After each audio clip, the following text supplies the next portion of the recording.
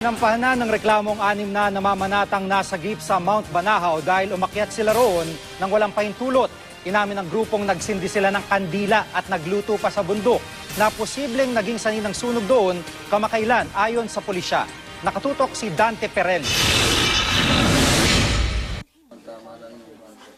Ligtas mang naibaba mula sa Mount Banahaw ang 6 na namamanata o pilgrims na na-stranded doon ng 5 araw. Hindi naman sila lusot sa kasong isasampa ng DENR dahil sa paglabag sa Republic Act 9847 o Banahaw Act.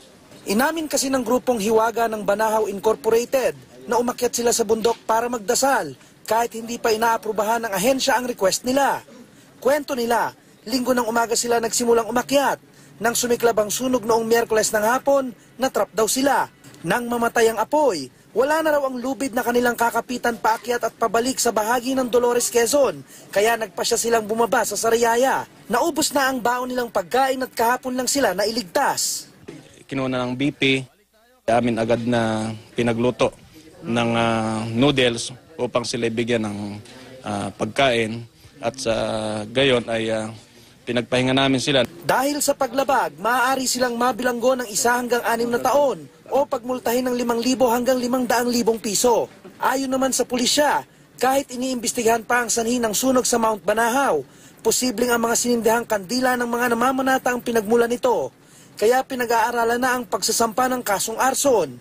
For inquest yung dahil lumabag sila sa pumasok sila sa protected area. Nakuha na po sila ng affidavit yung mga rescuer. Kasi yung rescuer ang mag-testify kung dun sa area kung saan sila natagpuan.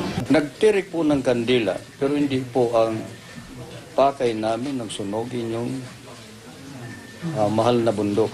Kasi mahal namin yan po. Ang 5 nilang kasamahang unang nasagip noong Huwebes ng gabi, hindi sasampahan ng kaso dahil wala sila sa loob ng protected area nang matagpuan ng mga rescuer. Mula